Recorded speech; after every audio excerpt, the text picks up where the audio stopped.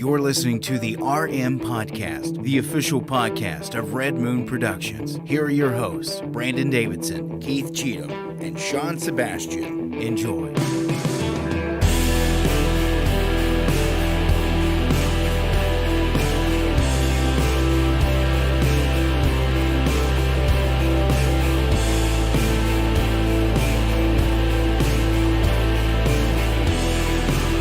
Hello and welcome to another episode of the Red Moon Podcast. Ooh, he's cracking it already. I'm getting ready for a new brew we're going to try here. It's the smell. It smells good. It has a fruity smell, like a champagne type of smell. That honeydew honeysuckle. Like for real, it's like sniffing champagne. Well, I hope But it's beer. Hope it's like sniffing that. All right, not something else. I'm one of your hosts live every single Tuesday night right here at 9 p.m. on all of the social media networks. I'm one of your hosts, Brandon Davidson, alongside our normal new host, Sean Sebastian, Vanilla Steam. We're going to make it happen.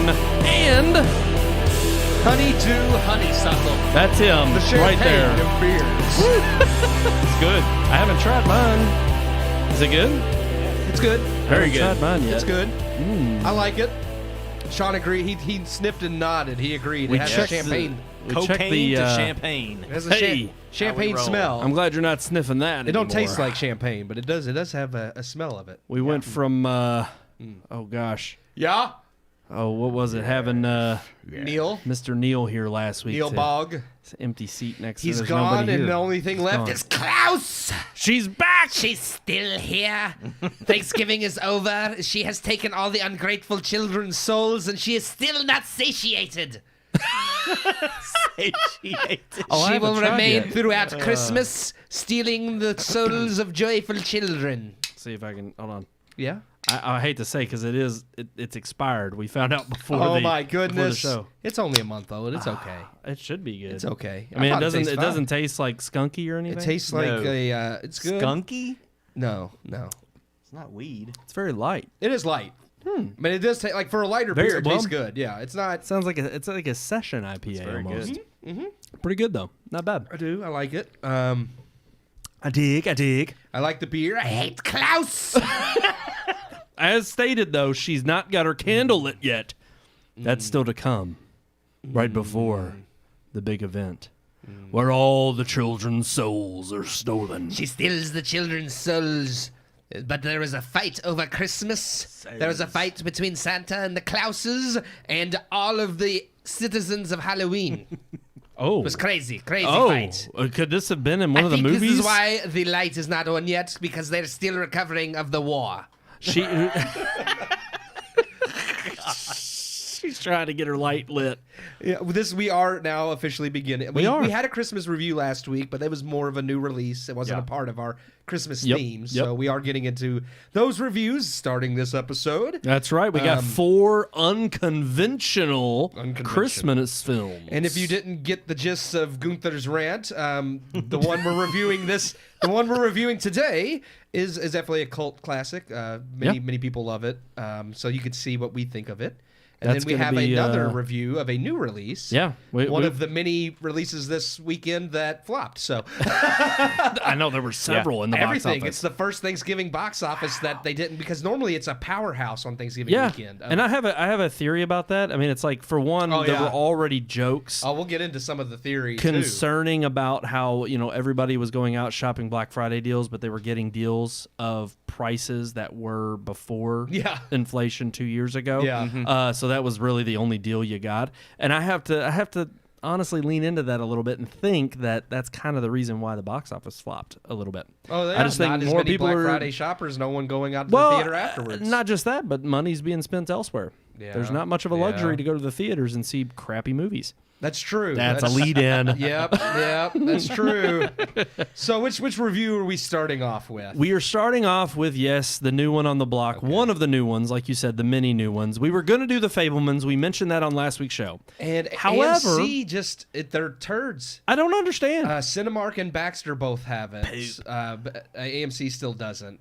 So I don't know. So we ended up going with Devotion, which is about the Korean War, first Black Navy pilot in the Korean War. We're talking about that. We're reviewing that. And then, of course, our first unconventional Christmas film this year that we're reviewing is The Nightmare Before Christmas. Tim Burton's The Nightmare Before Christmas. So tune in for that. That's after our Devotion review. But also, we have some other ones coming up throughout the month. Next week, we're going to be doing Edward Scissorhands. You serious, Clark? Wait, what? That was different. Oh, yeah. We've never had that one before. For those who don't know,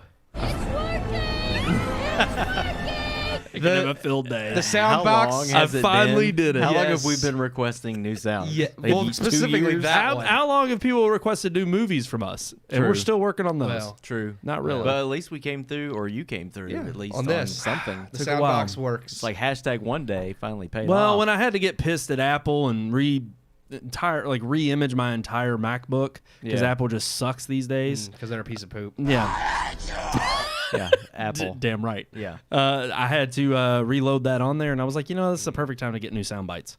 The ones we've been requesting for forever. So there we go. Yep. Part of a Christmas present to you all. I love you guys. Thank you. Yep. All right. it. And he's itching to hit something else. No, I'm just. I'll be He's playing with looking it. at him. Looking at him. I'll be playing with it Me all and Keith night. are gonna have to share now because there's actually sounds that I like on there. But we've got Edward Scissorhands next week. We're actually doing a newer movie coming out that's going to pose as our new release / unconventional Christmas movie, Violent Night, Yep. starring David Harbour. Yeah. And then we have a special surprise the week before Christmas. Our final unconventional Christmas film we are not going to tell you about. Nope. We'll reveal that the week that we review it. And it is It is indeed. the most controversial. It's good. The most. It's a good one. Yeah, if that doesn't give it away, then you're not a movie buff. Hint, hint. Nah. Alrighty, guys, let's get right into it. Here is our first review, Devotion.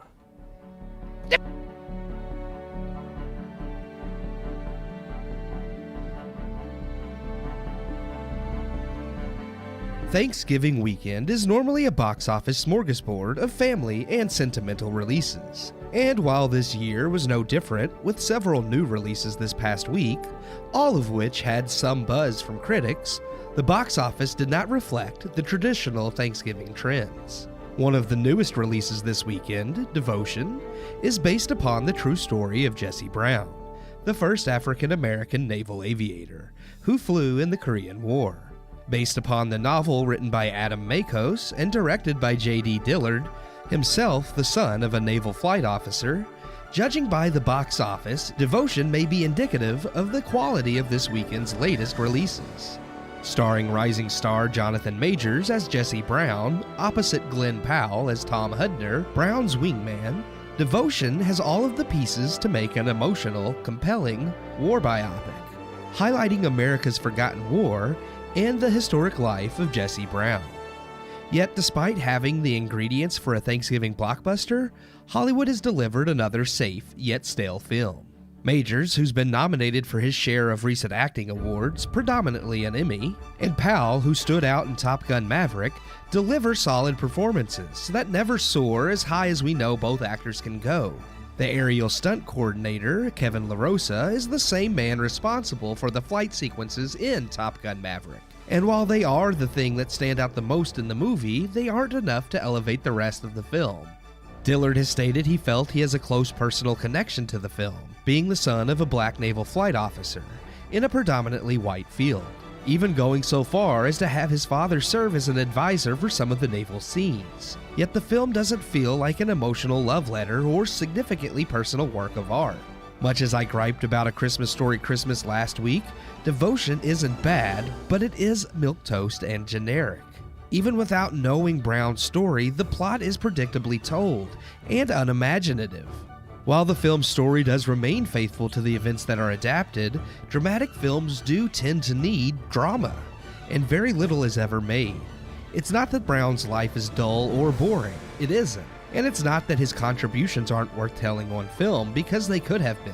But this film and story could have been about nearly anyone. Some small tidbits on screen with Brown's wife and child, and a few scenes building camaraderie between Brown and Hudner are all we receive among stereotypical military training scenes and pissing contests, until we reach the film's climax and are abruptly made to realize this is it. Devotion just doesn't do its subject matter justice on any level. It's competently done and does offer a few brilliant bits of cinematography. But outside of that, it's just another generic war film dropped into a weekend full of generic genre films. I give Devotion 2 out of 4 stars.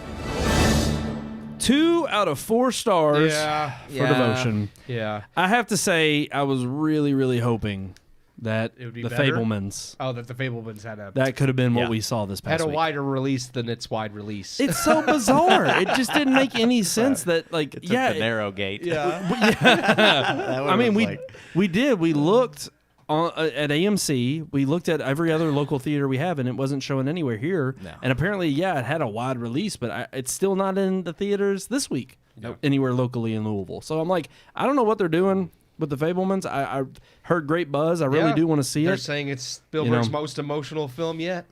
What that means, I don't know until we watch said it. that about Of all War of it? Horse and They Gosh, said, yeah, War they Horse said is it was his terrible. most emotional film yet.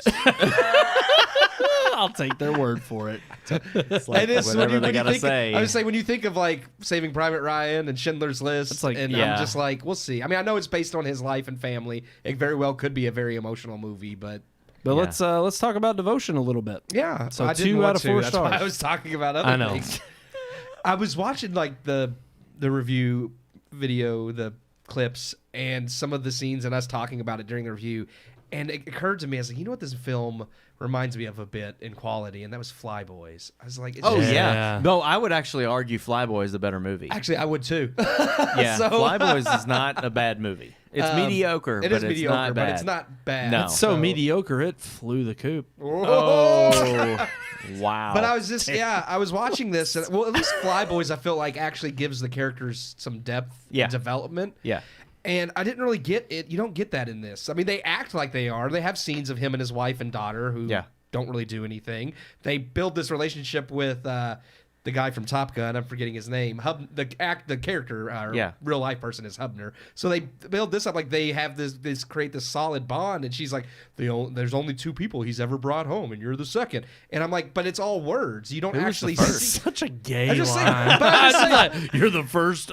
Yeah. Just I don't know. It's Yeah. just weird. But it's one of those things where I'm like, but it's all words. You don't actually see or feel this relationship on screen. It's just them saying, well, y'all have a strong bond. Right. Okay? No, but what's really weird about the strong bond, and we even all kind of like caught wind of it early in the film, but we were like, they're going to end up being gay. that's what, And that was the vibe that it gave off, was this almost like a secret bromance kind of a Secret thing. lovers. Like a Brokeback Mountain in the sky or something like that. It was, Brokeback Top Gun. Yeah. Yeah.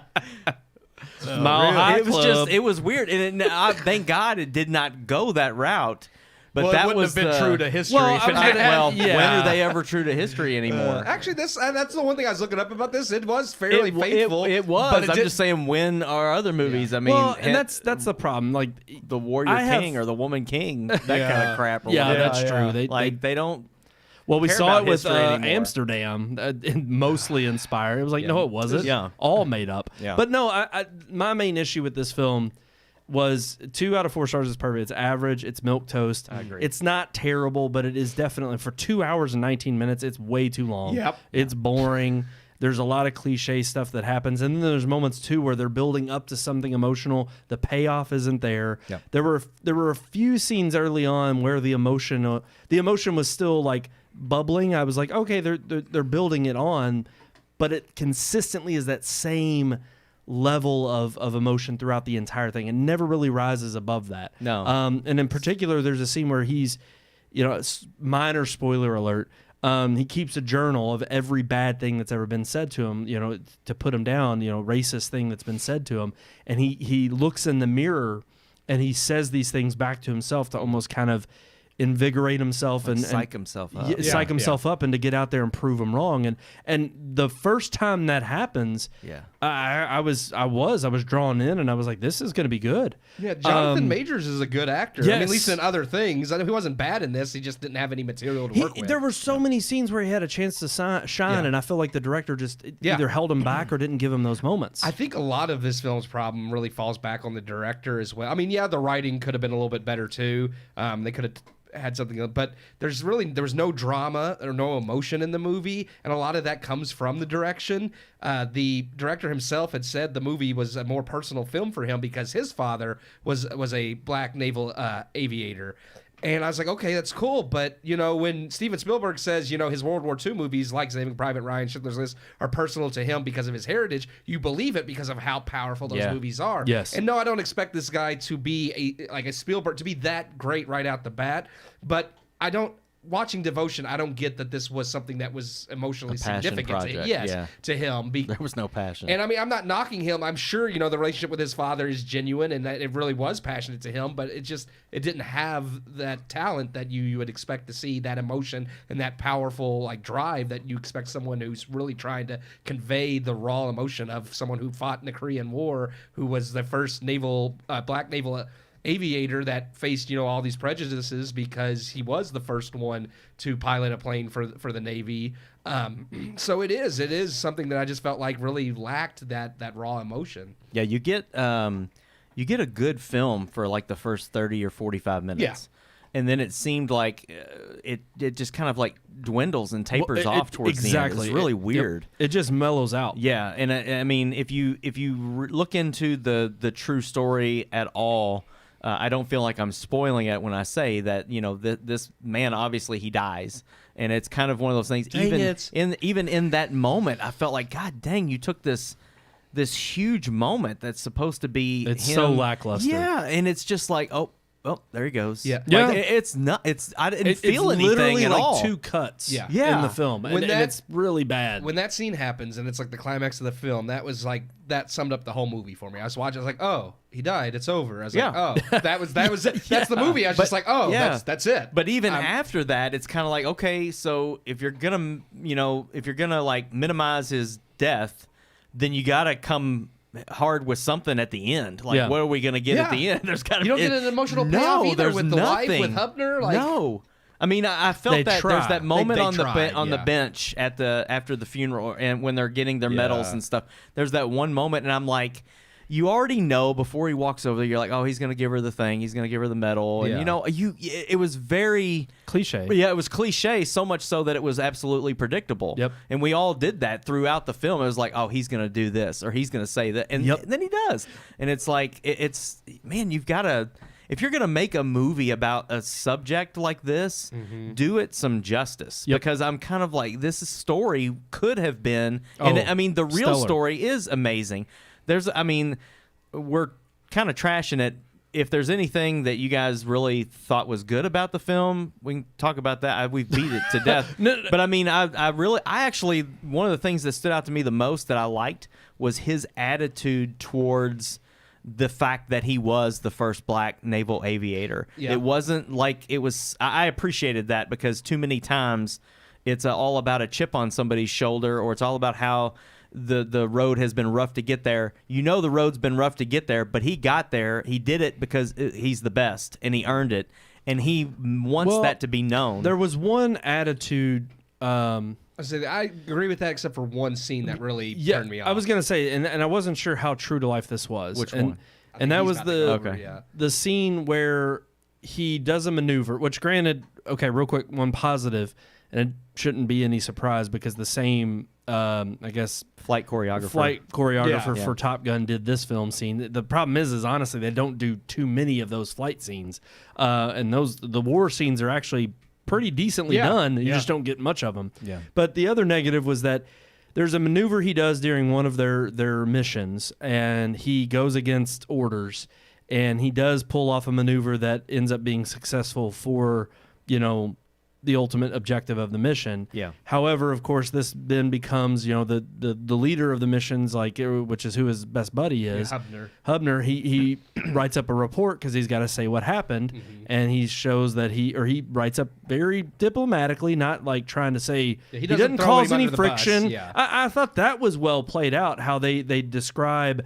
Even Hubner writing it up is just kind of matter of fact, like, well, I just have to tell the truth of what happened. Exactly. Yeah. Not like I'm trying to, like, they could have very easily drawn it out in a drama scene that was ridiculous, like, you disobeyed me and you're going to pay for it. And they didn't do that, and I liked that. But then the way I'm forgetting the main character's name. Jesse Brown. Jesse Brown. Yeah. The way he reacts is more of a, well, now because you've done this, they're going to come after me even harder because of my skin color, and basically you shouldn't have done what you shouldn't have done the right thing. He You should have almost like a little Hutner bit. should have covered for him. him. Right. And I don't know how true that is, like you said, and I didn't like that specific scene because it Shows directly poor character. Well, it directly goes against the earlier scene. I see that. Yeah, I just felt like that went directly contrasted with the earlier scene where he's telling the media, like, they want him to say, "Oh, I'm the first black naval aviator," and I'm like, but he won't. He's just like, "I'm a naval aviator." Yeah. He's like, Yeah. I passed the test. I earned this job. I'm just another person like everyone else." And I love that scene. I agree with Yeah. Sean there that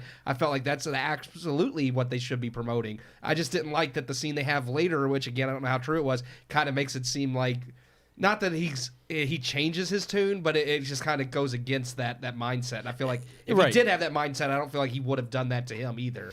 Yeah, I thought at first when that scene played out that he wasn't going to use the race as a factor in it. I thought it was going to be more of, I'm your wingman or you're my wingman for that matter, and we're supposed to be brothers, and you should have covered for me. You should have had my back and not wrote this report that makes me look insubordinate.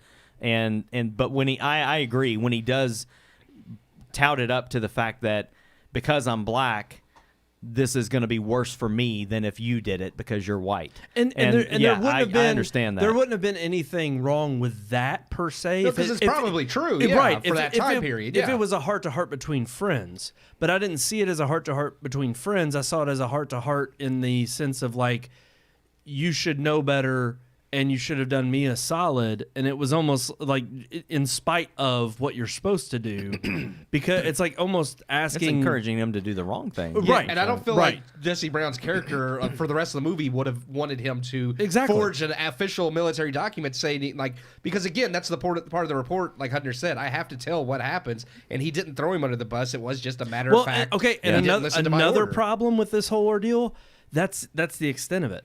Yeah. After that, the actual ramifications of this decision, or even of this report, they kind of tie it up by saying, like, Hubner goes and gets all these signatures from other people saying, "Oh no, they retort what I said and they stand by you and saying you did the right thing," and of course even he scoffs at that and is like, "Well, that's not going to matter anyway because they're going to ignore it." And I'm like, but that's all we hear of it. Yeah. After that, it never comes up again, and that's a little disappointing considering, like, so much of this movie, the hills in which that have to be climbed and gotten over are so easily achieved. There never really seems to be a moment of doubt that you as a viewer think he's not going to succeed. Mm-hmm. You automatically come into this knowing the preface of the story at hand, and you automatically know, you kind of know, okay, where it's going to go from point A to point B by the end, but there's still ways to make true events, especially inspirational events. Think of Remember the Titans. It's like, it's something simple about a high school football team overcoming race, Argo. Yeah. But there's still moments where you're thinking, oh no, they're not going to pull it off. Yeah. Oh, they're not going to have an undefeated. Oh no, they're not going to get out of being in enemy, was it Iran in Argo? I can't remember. I don't remember. Iraq. I can't remember. Something over the Middle East.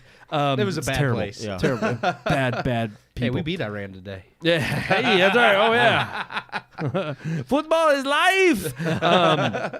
But no, I really did think that there were just so many moments that could have paid off emotionally, but that was the height of the film where not only letdowns, but everything that was an obstacle was easily achievable. Yeah.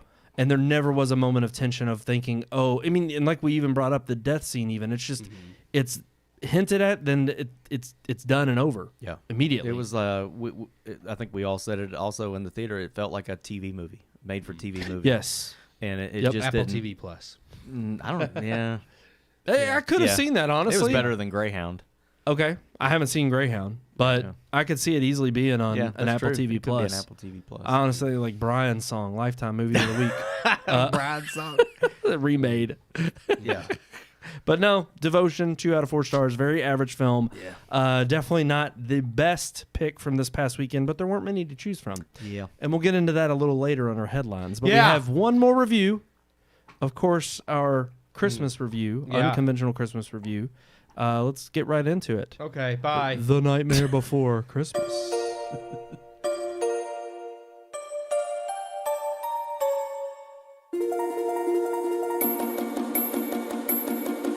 What's this? What's this? It's Christmas time again. Yes, it's Christmas time! We've packed away the spooks and ghouls, gathered with the family to feast and be thankful, and now a time of joy and compassion is here. But what's this? The spooks and ghouls seem restless and are looking to take over Christmas. It looks like this year's Christmas theme will be unconventional Christmas films. And what better way to start off than with the holiday classic that can be watched during 2 holidays? Tim Burton's A Nightmare Before Christmas is the very definition of cult classic.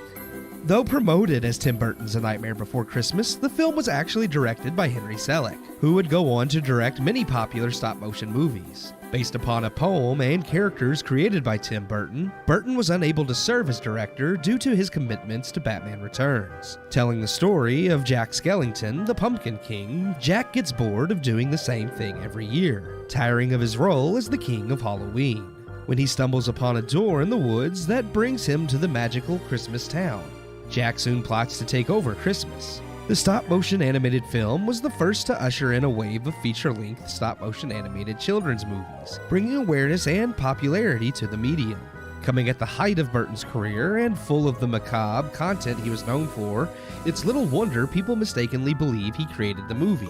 Still, Burton's DNA is throughout the film and it would not exist without him.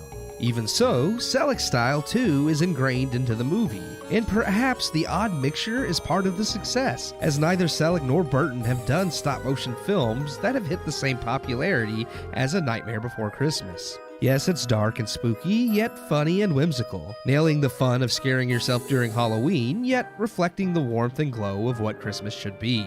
With smart writing full of wit, jokes that range from the innocent to the macabre, there is enough for children to be frightened one minute and roaring with laughter the next, while the double entendres and smart humor can appease adults. Once the red-headed stepchild of Disney, released under the Touchstone Picture banner for being too dark, the film became a sleeper hit, making $50 million against a $24 million budget. A Nightmare Before Christmas is a labor of love that shows. Stop motion as a medium is exceptionally tedious and time-consuming, but each character design, expertly crafted and moved to create life amongst a set of miniatures, with top-notch voice acting, creating unique personalities matching the character models, brings to life a world unlike any seen on screen before. While its macabre humor and genuine ugliness might be a turnoff, for many that's the appeal. It may not be everyone's cup of tea, but there's a reason the film has remained in the public consciousness for so long. I give A Nightmare Before Christmas 3.5 out of 4 stars. Did. Wow. I did. That's a big one. You were like, I did. 3.5. I am very fond of stop motion animated when they're done well. Like I'm not just going to give a stop motion film a pass because it's stop motion. There are bad ones. I'm very fond of Leica. They've been a more recent company that's made some really amazing ones. Leica cameras? Leica. No, from Travis Knight. No, Travis. Now I'm thinking of like, is Phil that a Knight's New his Kids father, on the the block? founder of Nike. Oh, Yeah. Oh. So, yeah. Okay. Yeah. But Travis Knight founded Leica with the help of Henry Selick. So that interesting. Going back to that. Well, we were kind of discussing this a little bit during the review. I definitely say because of how Tim Burton has fallen away from his. Again, he just seems like a gimmick, a parody of himself anymore. Like he knows what got him famous to begin with. And look, I he's understand. not even good at his own style. He's anymore, not, though. and he ushered this style in, Yeah. and I do give him credit for that. But I really do think Henry Selick played a huge role in how this movie still holds up over time. Because watching it, it's been a long time since I've seen it. Oh yeah. And watching it again, just it's only an hour and 16 minutes, but it does a lot in that hour and 16. It does. It's very well paced for such Yes. And I mean, the humor, because I love that, obviously, you have the typical, like, slapstick type humor that kids are going to love, but there's like some really nice innuendos, not like sexual innuendos, just humor that would go over a child's head that adults would appreciate. Like my favorite line in the movie has always been when he's knocking on Jack's door, the mayor, and he's like, he's asking for help, and he's like, Jack, answer me. I'm only an elected official. I can't make decisions by myself. Yeah. And I love that. I love that. I laugh every time I hear that line. Yeah. And there were so many moments like that where the writing was witty, the songs were witty. I mean, that opening number is iconic for a reason. Even when he goes to Christmas Land for the first time, I don't know why, the but switch from like the macabre Halloween songs to the more warm and cozy Christmas type music. I just even love like the dynamic of.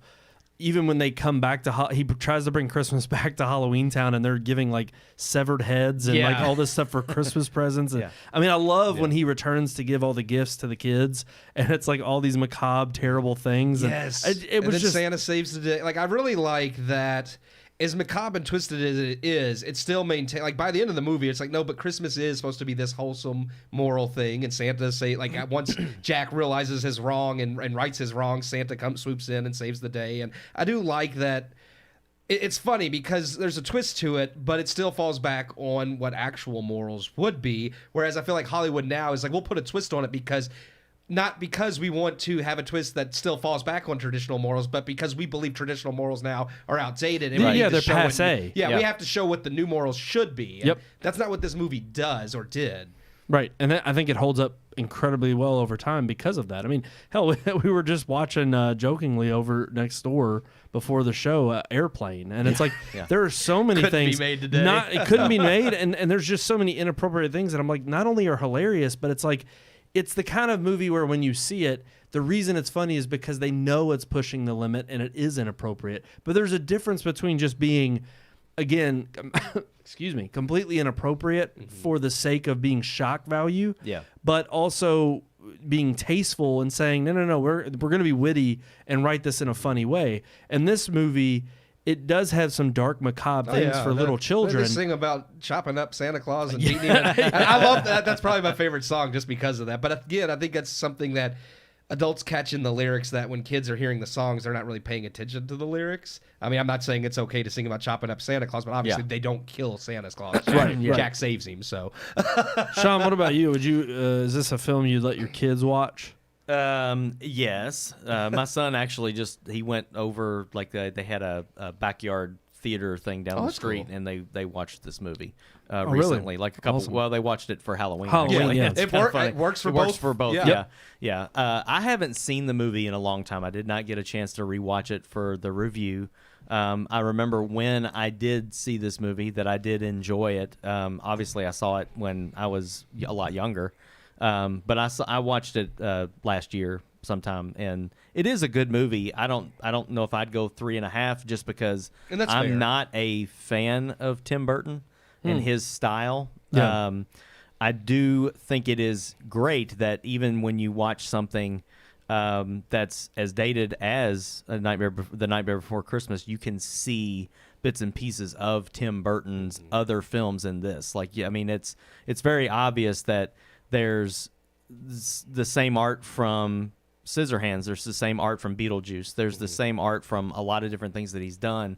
And I appreciate that. And I think that is even carried over into some of the more live-action stuff that he's done, like even the art of Big Eyes, which was not the greatest movie. No. But at least the artwork that she does is very model similar. Of Jack in Beetlejuice, which actually Beetlejuice came before. Yeah. But there still was a model of Jack in there because that's cool. He had written the poem and designed some of the characters long before the movie was ever made. Yeah. That's cool. Yeah. It's nice to see continuity between projects that a director and someone who creates this stuff in his mind and on paper. And I appreciate that side of Tim Burton. I'm just not his film style and his art style is not something that's always kind of I've been drawn to. I do think a lot of the art style in this is also attributed to Henry Selick, not just Tim Burton, because when you watch Coraline, I watched that this year for Halloween randomly just because I hadn't seen it. Didn't he do Frankenweenie as well? Tim Burton did. Okay. Henry Selick did not. Oh, he did Coraline? Yeah, Henry Selick directed Coraline. Oh, wow, okay. Tim Burton actually did direct Corpse Bride and Frankenweenie. Those two he did. He produced Nightmare and wrote the story and did some of the character and production design, but Henry Selick directed it. And Coraline, like watching like the cinematography in Coraline and how like some of the figures are animated, the way they move and their mouths move. Actually, I was amazed. I was like, oh wow, this actually matches up with Nightmare better than I felt Corpse Bride or Frankenweenie did. I felt like the movements in those two movies weren't as fluid as they were with Henry Selick, the movies he did. So I was like, maybe Tim Burton's not as good as a stop motion director as Selick. Maybe a little attention to detail he didn't pay much attention to. Because there's a lot of, I mean, obviously you have to move the model every, like, one, you move it Every frame. frame. So you there's a frame, move it again, another frame. You know, talking about 24 frames per second, you got to move the model 24 times for 1 second. Yeah, Right. and that is a massive amount of time it takes to make these movies, and they found ways to make it speedier. They have models where they could swap out the heads and the mouths rather than. Actually, I was going to say it also intrigues me to and I look forward to seeing Pinocchio, Guillermo del Toro. The one of 50,000 versions coming out this year. I've watched a few behind the scenes of that, and I'm really hopeful because I mean he talks all about, which Guillermo del Toro has always been someone who loves just the art of filmmaking, and he talks all about like wanting to do the stop motion because of like the art and the craft and how you talk about see macabre. every He detail. knows how to do that. Yeah. You see every detail carved. I mean that's one thing I love about, and they when they updated Disney Plus for 4K. Yep. This is one of the movies that got a 4K release. You could tell, and it's gorgeous. It's I was beautiful. like, you could see like I said, the in the miniatures and the puppets and all the carving that went in. I was just like the texture. I was just really like, oh, even the lighting. I told you, I think that there are shots where like they use obviously real lighting, like the scene of him singing about Christmas Town on the stage, and they have the spotlight. And just the contrast of the light, like the blacks were real pure black. I was like, okay, this looks really good. Yeah, it was absolutely. a stop motion film it was made with film. Like it's not digital. So I mean, you just see all the details in a way that CGI animated films aren't there because it's all produced on computer. Yep. I tried explaining to my son after he came home from watching the movie about the animation side of that, because he's talking about how he likes the movie. And I was just like, they had to like do this and trying to explain that to him was just funny because he's just like, oh yeah, how? Oh wow, he was like all into it, interested, and then he's just like, oh by the way, I caught a Zapdos or whatever today on Pokemon Go, and it's just like, oh yeah, his interest just went out the window. But just the time and the effort that goes into films like that, like even the more recent one that we've watched, the Mad God thing. It's like all of the stop motion and animation that went into that is just it's insane. No doubt shows the art form that it is. I mean, Mad God's brilliant for that. It's not a movie that I'm going to ever just sit down and be like, let me watch Mad God. No, but it's eye candy. I mean, it really is. But the animation was really brilliant. Yeah. Well, and it was specifically made, I think, to show somebody at the top of their craft. And this is something that I think is still just amazing. I mean, again, just seeing a well-produced film in general, but when you see something that shows the painstaking creativity. That Disney originally wanted to just sweep under the rug because it was too dark and macabre for their brand, and they released it under the Touchstone banner, and they didn't really market it or they promote wouldn't it even heavily. Think twice about it now. No. Every time you see it, it says Disney's of course. Tim Burton Nightmare. It says Disney presents Tim Burton's The Nightmare Before Christmas, and it's like, oh, now you're going to slap your name all over it because it became a mass hit. Yeah. Well, of course. Absolutely. All righty, guys. I think we're ready to move on to our headlines. We're going to be talking about some cinema, the movies. Yeah. That's what we do. Yeah, every we do. week. We talk about headlines. Let's get into it, guys.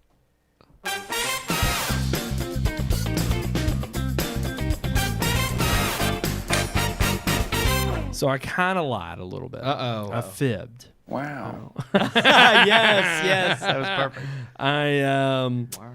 I wrote a misleading headline. Oh no! To draw in viewers. Amazon is not buying a theater chain. Okay, I totally baited everybody, but they are making a huge deal with theaters that basically theater sent chains their have, stock prices rising. Cinemark has seen the biggest boost, but AMC got one too, and I forget the other chain. They may be Regal. I'm not sure. I didn't check. And just to say, I've got a question mark on the lower third, so I'm just saying. I've answered that question. They're not buying a theater chain. They're looking to spend $1 billion on Lord of the Rings. No, $1 billion. Amazon loves to just drop $1 billion on things. Apparently, they love losing money that they can't get back. But yeah, they're looking to spend $1 billion on releasing 12 to 15 movies a year in theaters. Which now they said 2023. They said so. Now, this doesn't mean like for years to come. Who knows? It could flop like Rings of Power, and they could. It depends. I mean, obviously, with theaters, obviously their biggest competitor now are streaming services. If movies don't release in theaters don't make money. So the fact that a streaming service is now planning on releasing a bunch of movies in theaters, it's giving theaters a stock surge because there's actually going to be movies in theater. Yeah, exactly. But I mean, it also makes you think, okay, well, as soon as Amazon takes a piece of that pie, so is Netflix, and then so is, well, and I think that's why. I mean, that only theaters helps also, theaters. they're happy about I know. that. I just think now you're going to see streaming services rushing to get theatrical releases of most of their films. Well, and part of this too was because of them buying out MGM, and the huge catalog of films they have there, and of course the big franchises that are big blockbusters like James Bond. Yeah, so and it's like you're not going to release that. No, I mean Amazon only. Yeah, right, and especially the fact that you could end up only pulling in certain viewers for that for a month subscription and then dropping off. We already see streaming services do, like Netflix has released things in theaters when they want that Oscar nom. Buzz. That, granted, it's so far only been for that, but yeah, I agree. I could see streaming services competing. And I think one thing that's kind of telling, I mentioned this to you before the show, David Zaslav of Warner Discovery, the CEO, when he was talking about HBO Max, was mentioning a lot of the reason they're doing what they're doing with the shake up at HBO is due to the fact that people aren't staying subscribed. They'll subscribe for a month, he said, to watch Euphoria. When it's over, they bow out. And he wants to create consistent drive to where people stay subscribed. And at the same time, he said, movies released in theaters, they outgrow a streaming film by 5 times. It's something where you're going to make more money in the theater than hoping people subscribe. So his focus is on theater first and then getting content to HBO. And I think I could see Amazon doing the same thing. Let's get some extra money in theaters because we know Bond will do better in theaters than just on streaming. This is part of the reason I think we can at least safely say this now about what we covered last week with Disney's parting of the ways with Chapek and bringing Iger back. I think they realized Chapek was very much Disney Plus streaming forward, and it's like, again, all of this seemed like the big hubbub of, about 2 years ago, even before COVID, but when the streaming wars were really heating up and you had HBO Max launching, you had COVID forced everybody to have to stream. Yep. So everybody thought, streaming's the future. And I still think in a way it is, but it's not. But it's not where the money is. When you get so fractured because you have so many different pieces. Again, we've talked about it on the show countless times about you pretty much are trading in a cable bill for now the same price of all these different streaming services. And what people end up doing anyway, and it's no secret to these guys, which is why they're cutting down, Netflix is cutting down on password sharing, but that's what everybody does is they'll buy one streaming service, share it with their family and friends, and then everybody kind of does their own streaming service and they all share. And that way you've got the huge selection of others.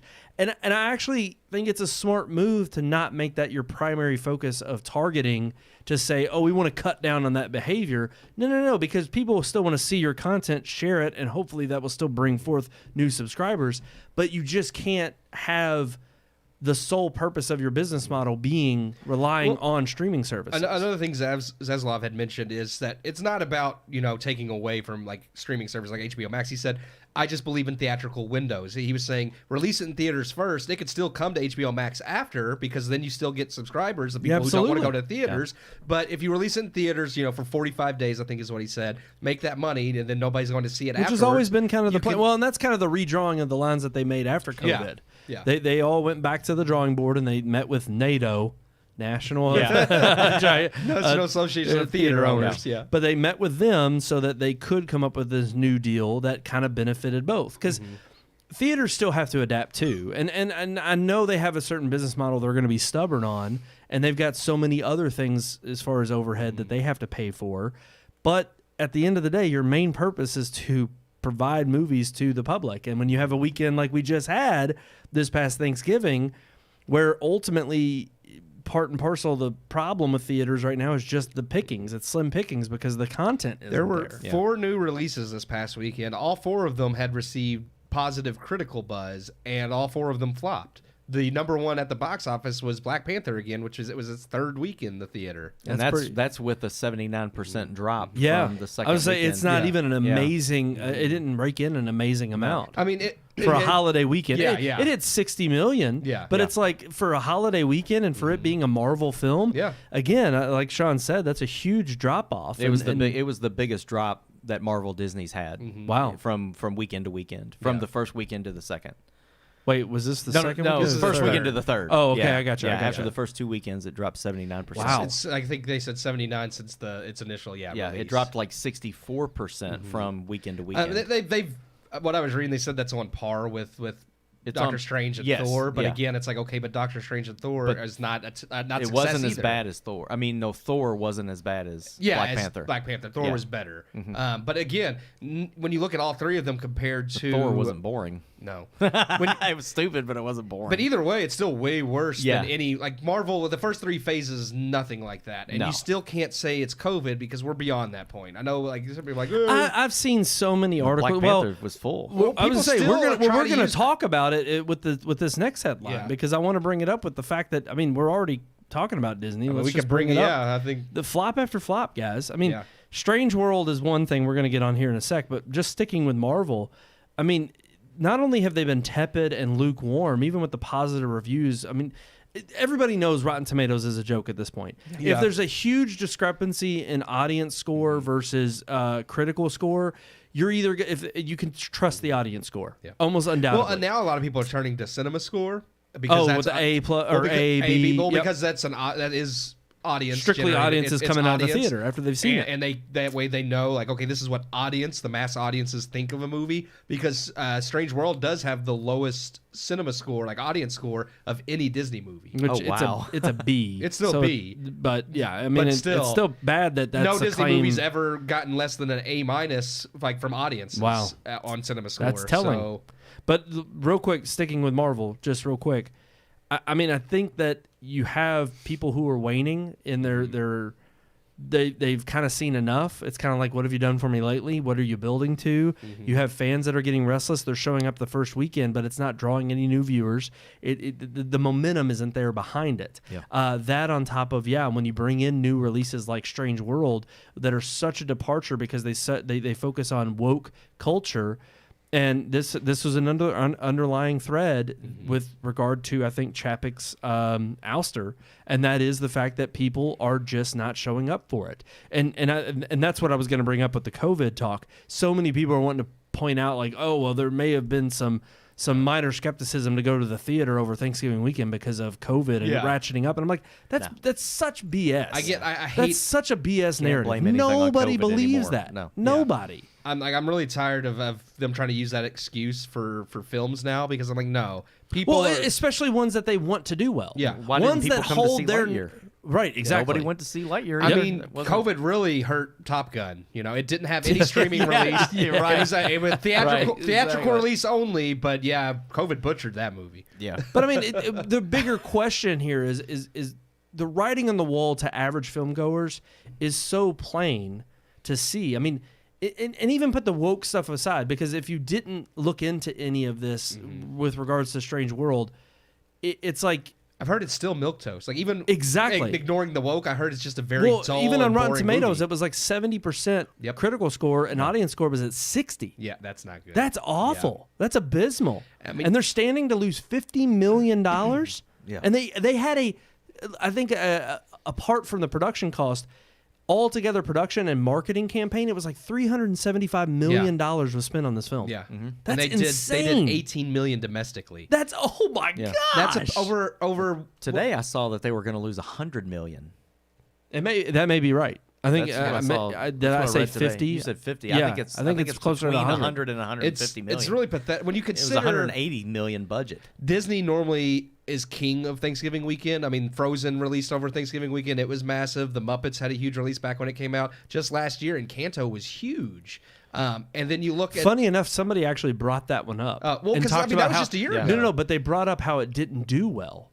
And I'm like, Encanto? yeah, but and here's the thing, it might not have done well in theaters, but that was Well, it had during a simultaneous. It did theaters and Disney. streaming. Yeah. So it's like if it wasn't on Disney Plus, maybe it could have done better. Right. But when you look at that was a movie And that there were actually was way affected more by people. I'm sorry, but my nieces and nephews were the ones that I heard that stupid Bruno. Don't talk about the Bruno. small yeah. ones, yeah. That was the first thing that I heard for weeks after that movie Yeah. released. So I can already tell you just from the buzz alone on that film, people were watching it on streaming if they weren't yeah. going to see it in the Yeah. theater. And that's a movie that actually did have COVID as an excuse for why it didn't make numbers. But I guarantee you, if Encanto was a theatrical release only, it would have done way more than 18 million. It may have. I would need to look up because even still, 18 million Thanksgiving weekend is pathetic. It's awful. for a family film. It's awful. Family films conquer the box office during Thanksgiving. No doubt. And the fact that it's a holiday weekend where you're usually, you're done shopping. And this kind of goes back to what I was talking about a little bit at the beginning of the show, where I just think that budgets are tight anyway. You just had a huge Thanksgiving meal that people paid an immense Ridiculous. more amount. 24 or 25% more for Yeah, on a everything. total. Yeah. And it's like you're spending that much more just to have Thanksgiving, let alone then go out on Black Friday to Where get you deals. spend another 25% more than you would normally. Yeah, right. Pay from more than regular from price prices on that you deals. didn't pay 2 years ago. Yeah. And it's like there's some prices on items that I saw that I'm like, that's not a deal. That should be normal price. It's just not because of I know, I inflation saw and movies supply on sale strain. for $20, and I'm like, "Are you serious?" Yeah. Like, exactly. Yeah. $20 used to be the normal cost of a Right. disc. Yeah, I was just like, "What?" But it's just like, so you have, I really do think pocketbooks were strained. I think people were not willing to use their extra income that was already strapped with Thanksgiving dinner and holiday shopping mixed with, okay, well, we have this extra money to go out and spend an evening with the family. It was like, no, we'll stay indoors and we'll watch something that's already on streaming. It's okay, And it guys. definitely was not any new movie like this, because I still don't think people would have turned out had this been a streaming movie. Don't worry, we're not in a recession. People It's okay. people went to see a movie. They just went and saw Wakanda Forever instead of Strange Yeah. World. And I think they're also trying to blame Strange World's, its bomb at the box office on a lack of advertising. And I personally, I feel like the same thing. 300 something I know, million I on know, but marketing. the thing that is, makes no sense. I never saw a commercial for this I don't- movie I feel except like I for saw- Disney. I felt did. I never did. I felt like I saw just as many for this as I did in Kanto last year. So I don't. I feel just like, don't, I yeah. didn't feel like I saw it, and I feel like they took the same route that they did with Lightyear. People found out early what the themes Yep. and what some of the woke things were Well, in Lightyear, and they stopped. It seemed like me ask advertising you about died on that. that too because they don't want people to know. Well, let me ask you about that, because that was one of the theories floating around from especially leftists that came out and spoke on behalf of the brilliance of the there's so many. It's like there's Yeah. a gay teen romance. There's a disabled dog. Yeah. There's like a Biracial- climate change yeah. message. There's a biracial couple. Yeah. Like they tried to cover every woke base. category they Yeah. could do. Yeah. So it's like, with that being the case, even irregardless of that, there are leftists that came out because it did bomb, and it's clearly that the case that it did. They came out trying to say that Disney intentionally did this so that they could hopefully say, "See, we gotta steer clear of this content. can't We make- gotta right the Yeah, ship. yeah. We gotta get rid of this stuff and throw it in the trash." So they intentionally try to set up a film like this to I bomb. wish. I know. I wish they were that I do savvy. too. Yeah, they're not. I don't believe it though. I don't. No. Yeah, I don't think Disney thought, well, we don't want to make woke movies anymore, so let's make one that we know will bomb. No, I think they did their best to cover every base, and nobody wants to see it. Yeah. So nobody went and saw it. Yep. This is them, I think, again, what we've seen from so many companies. They continue to double down until it bites them so much in the ass Well, that's that the they thing. have no other choice to course correct. The question, though, still, and this is where I'm still very much thinking that this is not going to happen, they have to course correct, but they won't. They are so ardent about being correct in this regard. Well, that was, the that point. they have. This is a value they hold so dear from the people that work there now. I think the ones who were coming up with the conspiracy theory and the craziness, I think they're seeing the writing on the wall, go woke, go broke, and so they're trying to make excuses for the day when companies do begin to realize, look, let's stop this. We're not making money. So it's like, let's make the excuse now. So if Disney does stop making this type of content because they're not making money off of it. Well, then we have a baked-in excuse that Disney's the It's bad all about guy. the mighty dollar, and Yeah. it's like, well, it's a It business. is. It is about the dollar. If you're not making money, I mean, I'm sorry. If Disney doesn't make a profit, they go under. And no, they're not going under anytime soon. And see, this flop's not going to hurt I don't Disney, know if but- you guys have seen it or not, and I don't want to like talk about it too much, but I watched that Guardians of the Galaxy, the holiday special. I haven't seen it yet. Okay, Yeah, well, I'm just gonna say, and I'm not like I said, I won't spoil too much. yeah I don't want to be spoiled. But there's a part in there where they go to a gay bar, and it's very clear if you're a grown up, you know that they're in a gay bar. But tastefully, as I guess I don't know how you can put tasteful and gay bar in the same sentence, but Tasting something. so yeah. They do it in the best way possible. It doesn't say the manhole on the front of the or whatever. Like there's no bar name. I mean, honestly, it's we just would be obvious. Guardian- It's if it was obvious. Guardians of the Galaxy and it said like the manhole, that probably would have It'd been be funny, like, okay. yeah. But they it's not Yeah. it's not blatantly like it is, but it's not like it's forced on you. And they're in there for 20 seconds. It's funny what transpires, and then it's over with. And it's like if you're going to that's what I say about this woke and the LGBTQ stuff being forced in these films.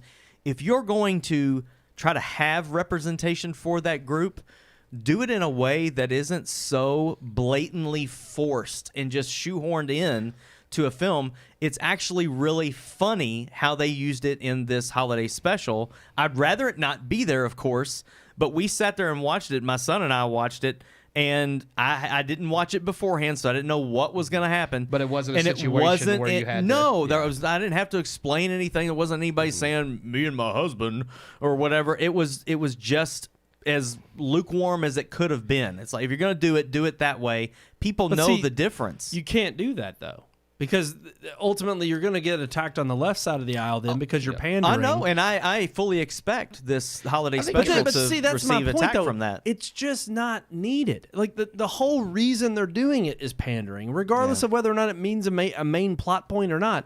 You are Disney is a family friendly film. Yeah. Or is family friendly films. The way they see it, they have gay families that But okay, watch yeah, Disney. But even so- then, the problem is then okay, but then you market it. You make something and you market it towards that. But the reason then you can't is because you know it will fail because it's not a majority of a typical consumer base. But that's why I feel like they didn't advertise Lightyear and They Strange did, though. World the way that they've advertised other Pixar films in the past. Well, no, because if you go and watch a trailer on YouTube of Strange World, they don't garner any attention towards that at all. I mean, we actually just talked about it tonight. You sent an article about Willow and how there's a gay romance in Willow, and it's like a soft reboot of a series from a movie. They did show in its trailer a brief clip of them two. Well, kids. no. Yeah. You see them lean in, but you don't know. It alludes to it, but that's like anything. It does Everything, allude. Yeah, it's not everything clear. gives you this idea because you get both sides angry. You have leftists that are mad because you're just using us as an excuse to get us in the theater and take our money. Well, and then you you're have pandering, conservatives who are then on the side of saying, why is this in a children's film at all, or why is this in children's content? And my point is that you basically you're trying to sell down a straight and narrow path, but appease both sides. And I'm sorry, you can't do it. Yeah. And you have to pick a lane. And I'm not saying that, you can't be true to whatever it is you want to be true to. I think, honestly, no, it shouldn't be in there. It's a kid's film. Or most of Disney content is kids. But even when it comes to Marvel stuff, okay, fine, it's a mature audience. You're going to throw it in there. It is part of the culture. I understand when you may have a reference to it. But to make it seem like it's okay or it's so blatantly put in your face that it's like, oh, this has to be a plot point, well, then it just clearly seems like a slap in the face to those who do have conservative values, which is why we'll continue to not show up. I mean, it's sad that you have to even think before you sit down and watch something on Disney that there's a chance something could be in this. I mean, the Santa Clauses, which we were somewhat praising from some of the early buzz. I haven't seen it with yet. the I haven't seen it trailer, yet either. but there was a clip that came out, and it was clearly a funny skit. But it's the elves running out saying they're holding up signs saying "I love Santa," but they misplaced the letters, and it says "I love Satan." Yeah. And I'm just like, okay, poor joke in general, just poor taste. Yeah, I think that was just being oblivious. Here's the thing, creator though. and Tim Allen did say they were really focused on, and I haven't seen it, but they were focused on putting the Christ back in Christmas. So I wonder if that was just them thinking they were doing something funny and not realizing that's poor taste. I would say not only poor taste, but the problem is you don't need any more beatdown right now. Yeah. Like, truth be told, if I watch it and it's a knock against Disney in kind of a subtle tongue-in-cheek way of being like, well, this is the path you're headed down, Disney, that would be fine. But I don't see it as that in terms of just the screenshots I've seen. I'm just like, you can't watch any content now that comes out that's new without first viewing it and seeing, oh, I've got to be the censor here. I've got to be the one that makes the judgment call on whether or not my kids can watch this. And that just used to never, ever be the case with Disney. No, you never, ever had to worry about that. Yep. So the fact that even comes up as a point of contention or possible conversation that you have to have with your spouse or even your brother and sister about taking your nieces and nephews to go see a movie, that's ridiculous. Yeah. That should not be Disney. If it wasn't for the media being so... That's one of the things I think is funny about these failures is all of these left-leaning media groups, newspapers, magazines, online stuff, they're so quick to come out and point out the wokeness that's featured in these films long before the films are released. And they do it pridefully, but then thankfully, I get to see that, and it tells me, don't waste your money. But then, and then when you don't show up, to see it. Then they immediately come out and lambaste all the people who didn't go see it because they're bigots and they don't want to support it. I am. And here's the thing. I don't care. You can call me a bigot all day. Exactly. I don't give a damn. It's like, fine, I'll choose not to support it because I don't want to. For one, it makes me mad because even as somebody who's grown up in this culture, to see it shift in such a drastic way towards the left side of the aisle and just ultimately with values that I detest and don't partake in, it's also one of those situations, too, where I'm just like, I just don't care anymore because I know you're specifically spoon-feeding it to people to try to, again, forcefully either, one, appease a certain side that seems to be a very vocal minority, or two, you truly believe in these values and you're trying to impress them upon our children and change that. You're trying to indoctrinate the next generation. Mm-hmm. And I don't appreciate that. I just don't. I just don't think you have to have primary kids content that caters to this BS. I don't think you need it. You can do tasteful things and create great messages that are universal regardless of your credo if you actually just step back and say, does this really make any sense to the story? Or why are we putting this in there to begin with? Because, I mean, that's kind of the ridiculous nature of diversity to, with regards to Hollywood's push in general. It's like you're so focused on something that is such a minute issue that nobody thinks about in their daily life. The only reason we do is because, again, you're there to try to hold up this magnifying lens to say, this is a problem. We need to focus on it. It's like, no. I walk outside my door every day and I see my neighbors, and I don't care if they're white, black, brown, or blue, or gay, or whatever. It's like I'm going to treat them as my neighbor with respect regardless of what goes on in their household. Yeah. It's like I don't see why that has to be spoon-fed down my throat and shoved down my throat that I have to accept that lifestyle.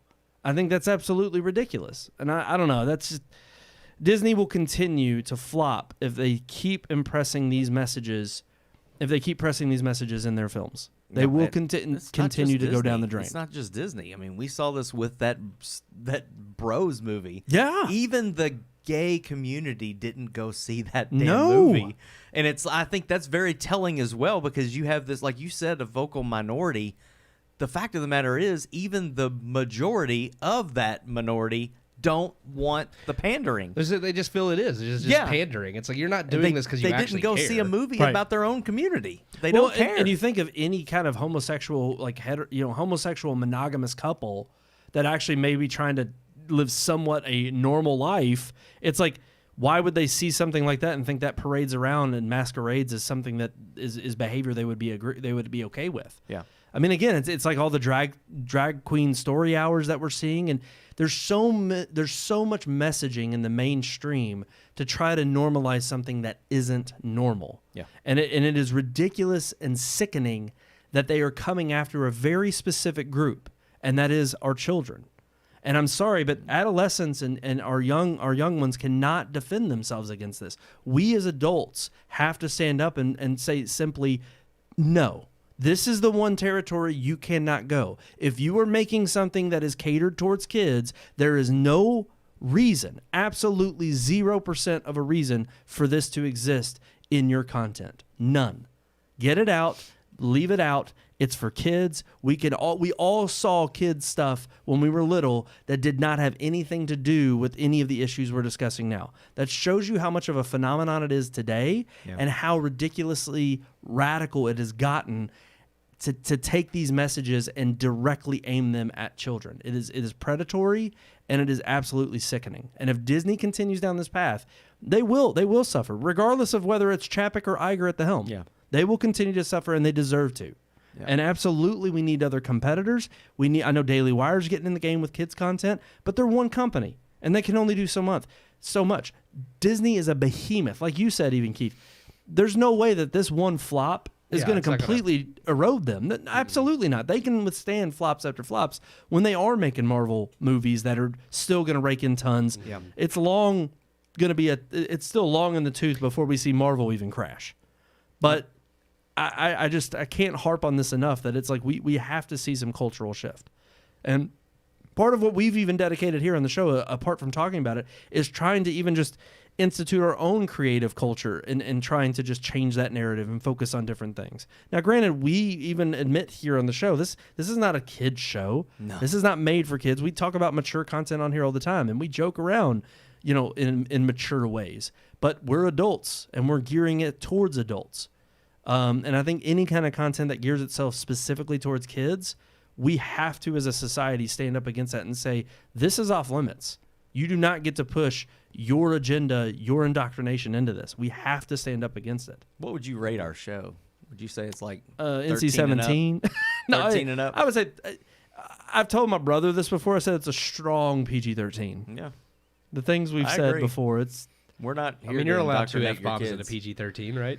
Yeah. We've only had 2 on this show. That's what I said. You're allowed 2 in a PG-13. So there you go. And out of 300 episodes. Game over, man. Yes, perfect. That's perfect. It's really sad, though. If you look at Disney's track record, I know we're bashing them, especially right now for the woke agenda, the LGBTQ, countless other letters agenda.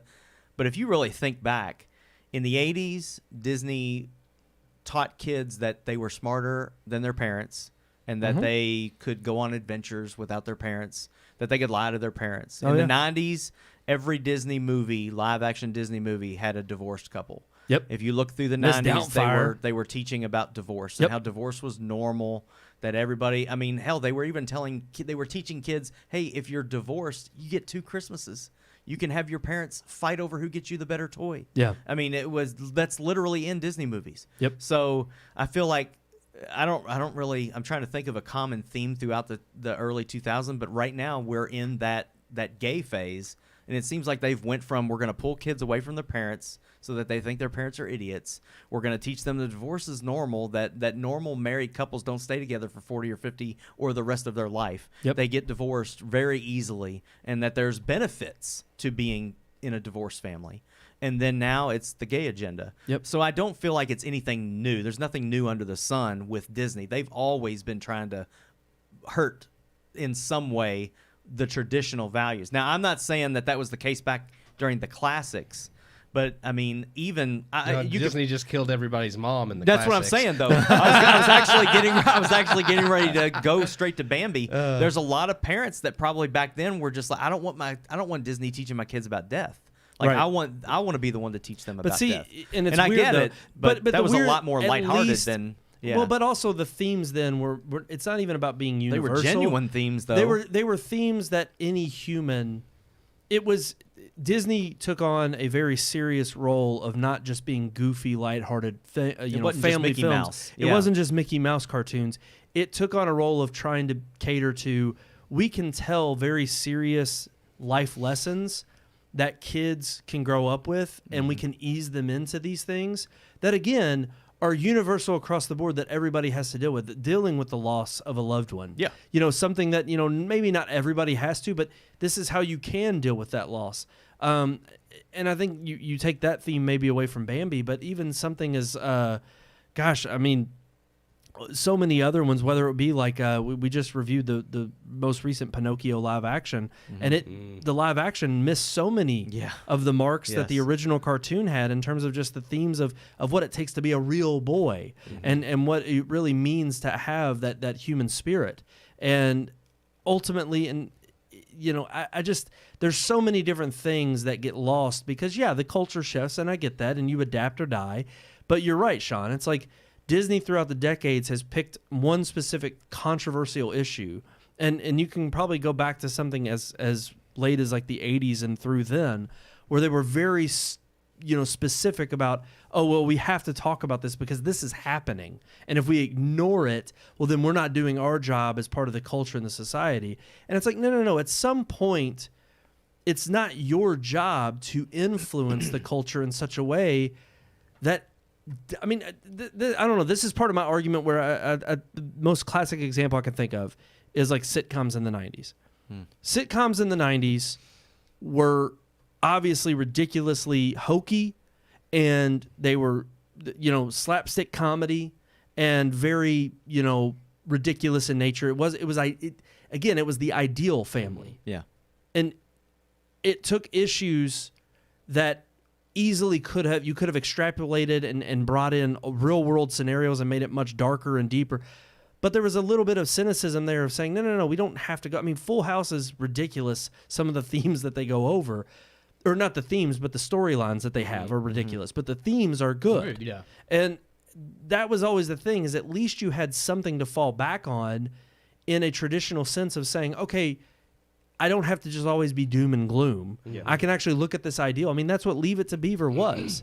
It was like nobody had a Leave It to Beaver family. No. But when you saw it, you at least had some inclination of what you wanted to aspire to. There's nothing to aspire to in today's culture. It's, we're going to be as real and authentic as possible, even to the detriment of our own society, that it wants to stick a needle in its arm and kill itself. I mean, I don't even want to go into, a whole topic on assisted suicide that's going on in Canada. It's so bleak and dark that it's literally like we're going to get to the precipice of saying it's not even worth living, but you know what? It's really humane to just do yourself in. It's just giving up, and it's sickening. It's like that, and that's kind of what I hate to say it, that's kind of been what Disney's motto has been over the last several decades, is nobody's held it to an account of saying, this is not, I mean, you have other great movies within the Disney library. I don't want to just, crap all over them. I mean, there's still many other movies they make, whether it be the tons of Pixar movies that we've absolutely praised on this show. Once Upon a Time. Yeah. I mean, and that's really seems to be the theme, is it's like the moment that you strike gold, you continue to strike gold, but then you try to mix up the formula to be like, well, but now we got to be edgy or new or do something different. Well, how powerful is that, though, man? What you just said, Once Upon a Time. That's the very motto of almost every early Disney every film. Fairy tale. And Once now Upon a here Time. we are today remembering Once Upon a Time when Disney was Disney. I think Pixar's Like, that's last great crazy. film was Inside Out. I can't think of one since then that's been... I would agree. And that was what, 2011? Yeah, that was way back. That's crazy. It's been... Well, it 10 wasn't years. 11. Was it later than that? It had to have been, because we were doing the podcast. Oh, we were. It was like 2015, Yeah. I think, Okay. maybe. It was a little bit later than that. 2015. It was. It was, okay. Okay. But yeah, that's still. Yeah, that's like 7 years? Yeah. That's insane. But it shows you what's changed Yeah. just in 7 years. Yeah, John Lasseter's gone. Yeah. For the wrong reasons. All right, we've harped on Disney Yeah, enough. let's move on. All right, tell us what you think. Email us, I RMPodcast think at Red Moon Productions. everything's gone wrong since .com. Canada came along. Blame Canada. That's always been the truth. Canada. See, Yeah. you got the lyrics I'm just right. saying. I All right. quoted a lyric and then you blame Canada. I need to put that on the soundboard from South Park. Blame Blame Canada. Canada, Blame Canada. or everything's gone wrong since. I mean, they're both from the song. There you go, yeah. Think All about right. that. Oscar-nominated song. in the Oh, 90s. we didn't share Trey that Parker, breaking Matt news real Stone. quick. What? Oh yeah, the Oscars are going to televise all the categories, which I mean they should have done to begin with, but but still. Well, because What's they- it been 1 year? yeah, Yeah, well, of course. because they changed pissed it. everybody off, and then they're like, talk sorry. about Well, retconning everything. when they didn't. Oh, it's not going to help them gain viewers. No, not of at course all. hell no. not. No, But- but they think that's what it is. But when they didn't air all of the categories last year, it was a slap in the face. Yeah, they realized. They realized that not only did they pissed off everybody that actually did care about the Oscars. It's like they Yeah. didn't gain any viewers by doing it, and then they lost the people that actually care about the technical awards because that's Yep. how you make the movies. So Well, and that's the thing. It's not been about the movies for a long time. the one guy that they hired that's like doing the Oscars now, or whatever, he had even stated, he said, "Look, I think there's a way you could keep those categories and still make the show relative and entertaining." And I agree with him. Now, whether he actually can do that, I doubt, because I'm sure it'll still be woke. But he's right. You can still make an entertaining show. The problem they did with it for the years in the Oscars- past. I mean, Billy Crystal was great. And they didn't have to Of cut course, any yeah. categories back then. Well, they again, the problem with the Oscars is that it's Hollywood. Yeah. True. That's it. That's it. There. Oh, there it is. All right, you let's- had that one on Let's there. move into story time. It's story time, where the podcast members tell their stories. It's working! It's working! I just really wanted to do that Yeah, I love it. I'm just glad you're. epic. I'm glad you're enjoying them. I put them on there for you. It's just like one of the single worst lines ever Yep. delivered, written, anything. In one of the worst movies ever. Iconic. I mean, I would beg to differ that the line about the angels in space. Okay, the that one. deep No, space you're right. angels, That Are was you an worse than it's angel? They live on the Here's moons the of thing. I've heard Diego, the deep I space think. pilots talk about Yeah. them. They live on the moons of Diego, I think. Diego. Yeah. I love that line. Yeah. Yeah. Yeah. It's the It's like, equivalent there of was like 50 Mexican dudes going, huh? Diego. Yeah. I come from Diego. Well, it's just funny. It's the Well, their equivalent name of is Diego. kids coming, like literally those stories you hear of parents being like, "My kid came up to me today and told me, out of the blue, I can't believe all these people are suffering overseas. What should we do, Mom?"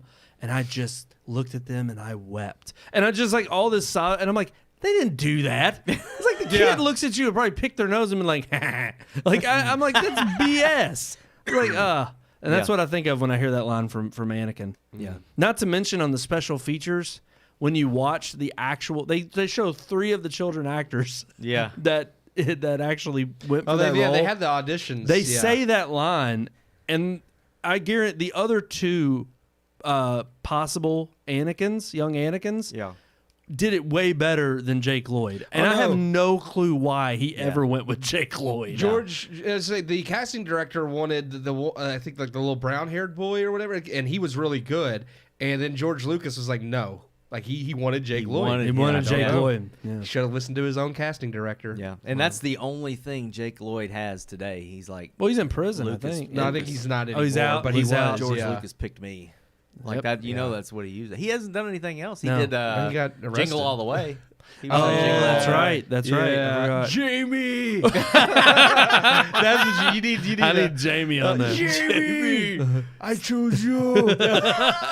No, you if you put any quote from that movie on there, it needs to put the cookie down. Put the cookie down. I was thinking that of line. Kindergarten Cop. It's not the tumor. Oh no, Yeah. that would That be one's a good better. one. I'm just if you Yeah. did Jingle All the Way, the best line in that movie is need, put the like- cookie down. Throw some Predator in there. Get to the chopper. Get to the chopper. We do need an Arnold quote. Yes. No Yes, doubt. yes. All righty, All right, guys. story Let's time. talk about our segment in the season of giving. Oh no, I didn't put. Oh no. Did you not put the lower? I don't have our on lower there? third on here. I'm gonna did have to you find it. do? I think I screwed something up. He ruined it. It's it. What'd So good. Yes. I'm so mad I didn't put those sound bites on there sooner. Wow. I should. Wow. Yeah, I don't have. What else? Oh, there's another page. I forgot. Oh, there it is. Yeah. There it is. I found it. These are I mostly found the it. ones we've Found it. Killing me, Smalls! All right, I got it. That I one's got an old one. In the season of giving, Okay. I wanted to talk about something that talk about gifts. An unexpected gift. Sounds like the season of getting. Well, Season of getting. what did you receive that you were so thankful of and weren't expecting? Let's talk about it. Storytime segment. Something that we got that we didn't know we were getting, That's right. but we got it. We got it, baby. That's it.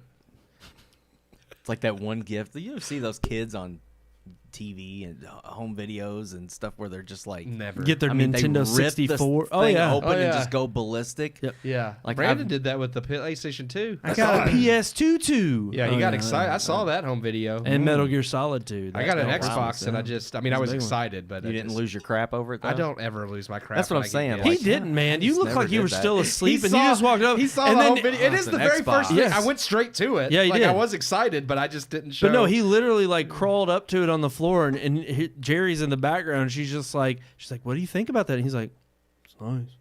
It's like, I mean, it's like he's still half It's asleep. nice. He's like, "It looked good. It's Yeah. good." Yeah. It's like, What? Was it already open? no, it was. Well, no. Well, it there- wasn't wrapped. It wasn't wrapped. Wasn't Yeah. wrapped. My Okay. parents do, like, they'll wrap certain gifts, and then some gifts they leave unwrapped under the tree. Well, they Yeah. did. I So the mean, gifts from at our house, the gifts that Unwrapped Santa ones brings are are the Santa, yeah. unwrapped Yeah. ones. He don't have time for all that. Yeah. Yeah, he's just got to drop. But them I down the will say, chimney. at our house, Santa doesn't give the best gifts. Mom and No. Dad do. There you go. Yeah. That's a good way Yeah. to do Sure it. of that. Well, I think my parents even switched it up to where it was like Santa. Yeah, it's the same thing, smaller gifts, but also the stockings. Well, at that point when I got the Xbox, like, Santa wasn't a factor anymore. They were just Same. they were just the bigger gifts they would just put What do under you the mean tree. Santa wasn't a factor? I didn't believe in Santa by the time the Xbox came out. What? I was like in middle school. Yeah. You don't believe in Santa? I do now. I didn't in middle school. You better. She's right there. Could be kids Klaus! watching. Klaus is right there Listen, listening. listen. She gives this info to the big man. I believed, and then I got old enough where it wasn't cool to believe in Santa. And then I became an adult and realized, screw Why what- do you think your soul will get sucked That's what I'm out? saying. I grew up and I realized, screw what's cool. Yep. Now I like Pokemon and Santa again because Well, actually, I will say when we used to do Christmas, Yeah. like when it got to the point where me, my brother, and my sister did not believe in Santa. I mean, this right here is why it's not a kid show. yeah. Because Santa's real. But Klaus. when we used to I've do seen Christmas him. He's and we evil. got to the point where none of us believed anymore in Santa, we got to open up our presents on Christmas Eve, which of course I freaking loved. All of Yeah. us loved because it was like, hey, my parents We loved it opened because they didn't have one. to get up freaking early. We opened one. Well, we only did that for probably maybe 3 or 4 years. I was the and type- then we I didn't reverted want- back to yeah. doing it on Christmas morning. I and didn't it's just want more to traditional. do it on Christmas Eve because I'm like, it's not Christmas. Like, True. I wanted to do it. Well, on and you Christmas kind Day. of lose that like awe-inspiring, like the wonder of like kind of Yeah. waiting the next day and then waking up and being like, it's Christmas. Oh my gosh. Because you get to Christmas Day and you're like, well, all right, I get breakfast and I get to go play with my There's a presents. And Walkman under the tree. I do remember getting a Walkman for Christmas. The Yeah. CD, Yeah. it was amazing. was that an Discman. unexpected gift? Yeah, Discman. That's a Discman. Yeah, that's true. Well, they just generically still called it but it wasn't Walkman. Yeah. Yeah. Sony called it the Discman. No, If I it know. was I'm a just Sony. saying everybody when I was I had a growing up. Magnavox. Yeah. I just call it a portable CD Yeah. player. Yeah, it was I just- Magnavox portable disc player. Yeah. That's what it was. Just everyone knew just still called them Walkmans, even But I though mean- It never technically- worked. It skipped every time you touched it. Yeah, I yeah. Oh, hated it. dude. Yep. It was like the worst idea. Well, that used to be Mine a didn't selling skip. point. It was like You could get 15 anti-skip. times skip production. Yeah, exactly. I had a Yeah. legitimate Sony Discman. It didn't skip. nope. But no, Magnavox so does. what was that? Was that one of your unexpected gifts? You Most of weren't my gifts growing up were unexpected. I didn't expect any. I didn't know what I was getting. My for the most parents, part. like, actually, they legitimately tricked me yeah. with one gift. Like, a lot of the things I kind of, I think I'm going to get that. Like, I had a good idea. Yep. When I don't remember if I was like 6 or 7, but I wanted this RC monster truck called the Hammer. And it was on TV everywhere. We'd go to Toys R Us once a week and look at it through the glass case because everything was still in a glass case at Toys R Us back then. Yep. And I wanted that thing so bad. It was like $200 back then. And that was in the early 90s. And that was a ton of money for this thing.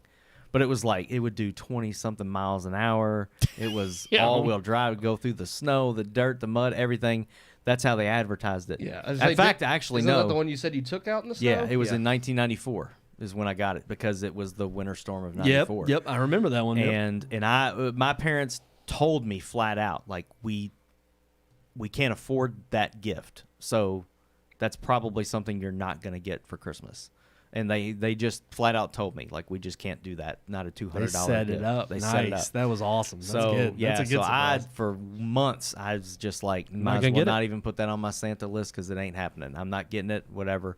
So yeah, Christmas morning, unwrapped the biggest box first, and that's what it was. And I lost my crap over it. and we went outside as soon as everything was done. We put batteries in it because it didn't charge batteries. You had to put batteries in it. And me and my dad took that thing out. 6D batteries. We had like 4 feet of snow outside that year, and we put that thing on top of the mound of snow and drove it around for like 15 minutes, and the motors froze, and it died. Oh, And that my was gosh. it. $200 gone. Are you serious? Toys R Us wouldn't take it back. They don't take crap back, dude. Even back then my they wouldn't take it back. gosh. The motors like seized up, frozen. We waited and tried to let it thaw out and everything. And they advertised this thing in the snow and in the mud and running. They got a part of the advertisement was they're on a beach and the kids running it through the waves on the beach. Oh, wow. So it was Wow. advertising that it would take salt water too. And yeah, some 15 minutes in the snow, this thing was dead. Wow. And I thought my dad was heartbroken more than I was. I mean, legitimately, Well, yeah. I'm sure he worked his butt off to afford this stupid thing, and we killed Now, it. not Yeah. unexpected, but in a similar circumstance, the PS2. So excited to get it. Loved. Oh my gosh! You see it on the video. I'm freaking out over it. We hook it up Christmas morning. Put Metal Gear Solid 2 in. Turn it on, and it just goes click, click, click, click, click, click, click, click, click. And we're like, okay, is this like just it starting up? Well, this is weird. See no picture, nothing. Like, okay, so we pull the disc out, turn it off, restart it. Same thing. And, oh, my mom and dad were fuming. And they were like, put it in the box. We're taking it up there tomorrow, and we're getting a new one. Yeah. And I remember they were so pissed. And we got up there. It was first thing in the morning the next day because this was our biggest present for that Christmas. Yeah. It was like $300 It sucks. You at the couldn't time. even use it the Yeah, I day, was gonna yeah. say the 2 games. I mean, you're talking about like at least $500 worth of gifts just on And this you one couldn't alone. even play it the and day you got it. you couldn't play it Christmas morning. We went up to game, and pissed. my mom and dad bought it at it was a small mom and pop shop, Game Force at the time. Yeah. And By Kroger? Yes. Yeah. Yeah. We went up there, and we ended up walking in first thing as soon as they opened up. Mom and dad told him exactly what happened, and the guy was he was a little timid, and I just remember standing there like I remember kind of being like I didn't know what was going to happen. Yeah. Because I knew they were fuming, and I was just kind of like I knew they weren't going to like throw down and fisticuffs or You nothing. wanted to see a beatdown. Yeah, I wanted my PlayStation. Go get him, Dad. Yeah, get him, Dad. And my dad's like, oh, we ain't doing that, son. It's like, so I'm sitting there and I'm just like kind of looking up at like, what's going to happen? And my mom just says, we spent over $500 in this store. This does not work. We want a brand new one. And we're not walking out of here until we get one. And the guy's like, well, it's a manufacturer warranty, and we got to send it back to them, and we'll have to get them to fix it. You really have to deal with Sony. And she said, we're not walking out of the store until we get a new one. Yeah. And like about that time, I guess there was a Did they still manager have in the back. receipt too? Oh yeah. They had everything. At that point, it's like, swap it out. Exactly. So that would Yeah. get repaired. Yeah. Right. Yeah. Give us back, what we paid for. Yeah. An actual functioning Yeah. one. So we ended up going, or we stayed there, and I guess a manager was in the back, and he overheard because there was like a little phone there, and it rang, and he picked up. He's like, "Hello." He's like, "Okay, all right." He's like, "We've got one in the back. We're gonna go ahead and bring it out for you." And it was just like it was fun. And like my mom even said, like they brought it out. They were like, "Let me go ahead and exchange this out and scan the receipt." And then my mom's like, "Let's get it out of the box. I want to hook it up here and make sure it works." And we took it out and like put in a game, and of course hooked it up, and yeah, it worked perfectly. perfect. And it worked fine ever since then. But it was just like that was one where again it was unexpected. I mean, any big gift like that, I still want to say like I've always been excited like you, Sean. It's like there's a little bit of I think I'm gonna get that, like my PSP, my iPhone even. But I'll be honest, like the iPhone was a big one that like I wasn't certain on it. Yeah. It was $300. It was the iPhone 3G when it came out. Yeah. And such a huge deal. And it was $300, and that was with the payment plan from AT&T. So that was a huge gift. And I just remember that being like something where I was like, I wasn't certain until I got it. And I mean, I'm grateful for all the presents I received. I've had nothing but I great think- Christmases my whole life. I get more excited now, I think, about unexpected gifts than I did as a kid. Because as a kid, I mean, you get stuff, but I mean, I think with Christmas you expect certain things, and I mean, people are more willing to just give you random crap when you're a kid. Birthdays, Right. holidays, anything, like just random. Like, yeah, oh, we hey, buddy, you we've want been this? talking about Christmas, but it doesn't have to be about that's what I'm saying. Christmas. Yeah, It's like nowadays as an adult, and the thing is, I tend to generally know most of what I'm getting for Christmas nowadays, anyways, from my parents and stuff, because they actually like, oh, what do you think of this? Or What do you they kinda- want? They Yeah. talk, What do you they want for talk Christmas? about it more. Make it easy. So it's not really a surprise, which is fine. But so when I do get unexpected things, I do get excited, like the little things, like the coffee beans that Sean had bought us, because that's something I actually really love is coffee or cigars or the pipe that tobacco. Dolce. Oh yeah, Yeah. I mean, I had gotten a bottle of bourbon from work once, and that was awesome. It's like I didn't expect this. Now I got free bourbon. Who doesn't Hell want yeah, that? hell, absolutely. I was trying to think. I had one before I started going into coffee, bourbon, and smokes. Uh-oh, you're I had all one- about it. No, I had one that was more innocent that excited me, but now I don't remember it. Dropped off the tip of my tongue. But All right. Well, if Um, you think about it, we'll come back. just simple things. It Easy is. to please. Well, I was gonna say, I think like you said, it's more than often it's the out of the ordinary, what you don't expect. Heck, it could be just showing up at, I don't know, work, and it's like there's popcorn. I was like, hey, I wasn't expecting popcorn. Oh, they brought food for everybody in the newsroom. Oh, that's cool. Like, there's stuff like that I enjoy. It's like, I try. I mean, again, I think that's the right attitude to have in life is to be grateful for whatever you receive. I hear people complain all the time, like, well, this could have been nicer, or oh, I wish I had gotten this. And I'm like, be grateful you got anything. Yeah, Like, exactly. that kind of pisses me off, because then I'm like, that just shows me that, yeah, you're not very thankful or grateful for, just, again, having breath in your lungs and being able to wake up for another day and live a good life. And it's like I have countless numbers of gifts I've received over the years, and I hope that I've returned that favor to many others, Well, a good one. I thought of this one. I actually, because I mean, I've enjoyed reading for a long time, but my taste in reading has evolved over time. But when I'm trying to remember, I think it was my freshman year in high school when I first read Pet Sematary, which was the first Stephen King book I ever read. And I really got into Stephen King at that time. And my Uncle Carl, the one who had passed recently right after your Uncle Dave, actually, like, was an avid Stephen King fan as well, and had like bought like every novel when they released. And he he gave me like a vast majority of his old Stephen King novels like back then. I still have them all. And then when he passed, my aunt has actually given me a few more that he still had. Awesome. And says whatever other ones she may come across, like she plans to give to me. So I'm just like, that was really cool, because I do still have all of those books that were originally his. They're all on my bookshelf in my office. So Right. because she doesn't know anyone else that reads Stephen King. So that was a really cool thing. Yeah, That was that's back awesome. again. But yeah, that was way back in high school. Just, I don't know, it was like 30 books that he gave me. Gosh Yeah. sakes. You probably read them all, haven't you? Yeah. Yeah. See, I don't read. Yeah. But no, I do have one other one. Yes. And it's weird how it's related to this, but back when we did, and you can actually see the video on our website, redmoonproductions.com, did a school project, Genetics Hospital. Oh, and definitely was super, obviously, like, that just was a completely unexpected gift to the world. to the world. I'm telling you, you will comedic gold. Is it on YouTube? It's on our website. There you It's go. on YouTube. Go check it out. But no, it's funny because when we did the project, obviously I was really into. It's not like I'm not into filmmaking. I mean, hey, look at all this. So I used to like it back then. Now, But it's just, I it's just a haven't hobby. made anything since. But no, when we did it, it was for a project, but I was obviously really impassioned about it because of it. It had to deal with my hobby and my love of filmmaking. Yeah. So like we made this faux soap opera-esque skit for biology. And I remember like working really hard on it, but it was me, Tristan Mormon, Rachel Knight, and Emily Jeffries. Like we were all on a team together, and Tristan and I were always kind of joking around because it was like, oh, we get the two smart girls and we'll get an easy A. And biology was hard, but we ended up. It's harder nowadays, apparently. Well, of course, because so many things to choose from. There's so many permeables now. Yeah.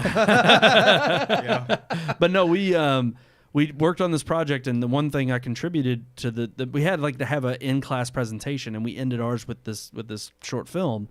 And I just remember like I was happy about it, and I knew like I showed my classmates, and they were my partners in the project, and they were super ecstatic. But then the teacher absolutely loved it, and she was like, "This is the best project we've ever had." She was like, "I can't wait to show this to like future classes." And she was like, she gave us like not only we had two genetics hospital or something fishy. I thought you did something fishy first. No. I did something fishy second. That was not as well received. No, I'm not. Okay, yeah. That one was not. And she gave us extra credit, but it wasn't anything like this one. Yeah. Because the biology, she made a big deal at the beginning of the year and was like, this section is so huge. You do a project to present in front of the class, and then there's a 100-question Scantron test. And the test, she admitted, was very hard. It was our midterm right before Christmas break. Everybody dreaded it. I didn't do terrible, but it wasn't great. I got like a 70-something on it. Tristan, actually, it was kind of funny. He bubbled in the wrong one. He was one off on the Scantron, and he bubbled in the wrong answers from that point on, and it started at like number 4 or 5 on the Scantron. Oh. Dude, he failed miserably. He got like a 5 on the test, and I felt so bad. He was like pleading with her. She wouldn't let him. She was like, no. She was like, I'm sorry. That's what you got to get with. Like, you stick with. And he was like, he was nervous. I feel like some teachers would be like, I understand like that mistake. Right. I'll let you retake it. Yeah. Well, or at least check them to see if your Right. every other one Yeah, was off and it was the right answer. If it was right, then regrade it. Like, at least allow him to refill out a new one. But it was like he was devastated. Yeah. And I remember him approaching her, Is that and he the had one like class this. he didn't get it because I know there was one that he. No. Because what happened was after we did the in-class presentation, which is after the test itself, we presented the movie, and she loved it so much she gave all of us 100 on the test. Nice. So we didn't even it didn't matter what we actually did on that Scantron portion of the test. Like we all got 100. See what your filming skills. I'm could telling do. you, it paid off. But that was an unexpected Then you followed gift. up with something fishy, and Again, it wasn't George as well Lucased it. received. That's right. Where's the I hate you? I wish I could put that on there. I love that so much. Yes.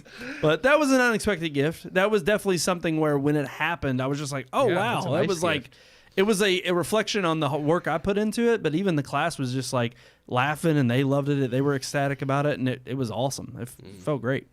But that was one that wasn't Christmas, didn't deal with Christmas. Yeah. So, Okay. alrighty, that's it.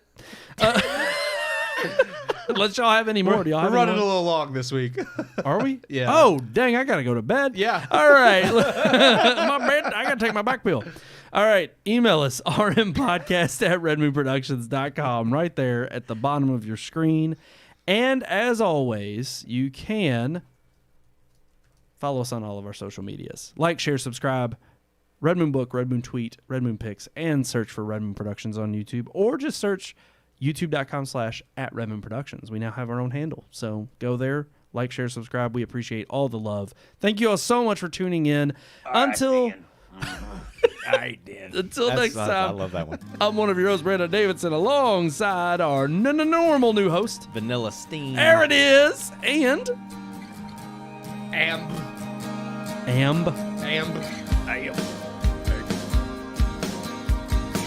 We hope you enjoyed this week's episode. For more reviews, previous podcast shows, and everything Red Moon, visit our website, redmoonproductions.com. You can also like us on Facebook or follow us on Twitter by searching for Red Moon Productions, LLC. We'll see you at the movies.